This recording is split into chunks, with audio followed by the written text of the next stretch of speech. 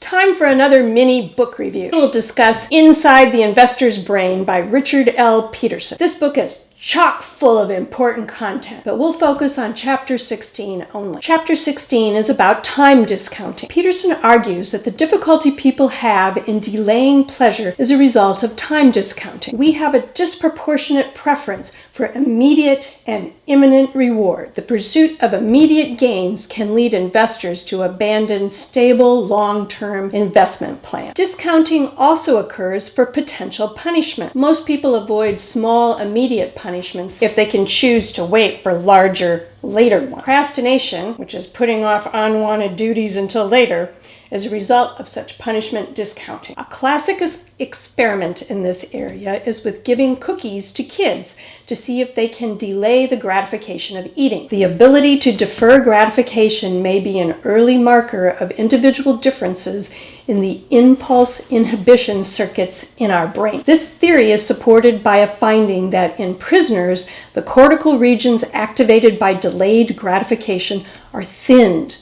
This may explain why their decisions are more often short-sighted than others. This also helps explain why many factors, other than the sight or smell or touch of a desired object, are associated with impulsive behavior. According to Peterson, medications that reduce the frequency of impulsive choices include opioid receptor blockers, which inhibit the release of dopamine in the reward pathways in our brain. Reduced dopamine decreases the pleasure of immediate gratification.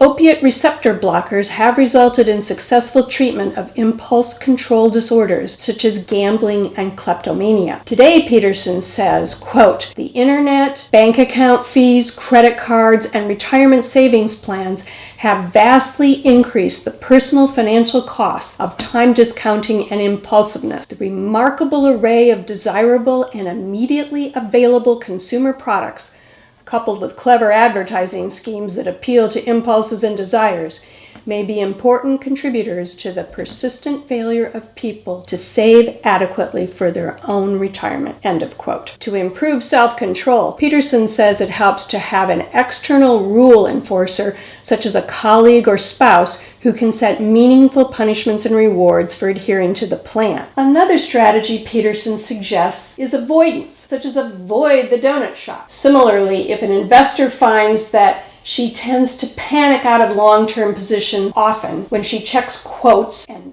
sees the price declining, she can either avoid the information source or enter protective stops. According to Peterson, another strategy is to use neurolinguistics programming.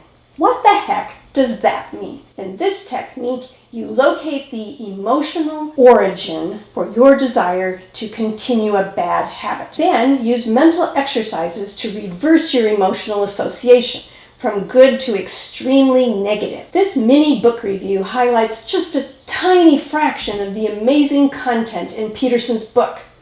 Aspire to Money highly recommends that you locate a copy and read it so that you can keep a tighter grip on your hard-earned money.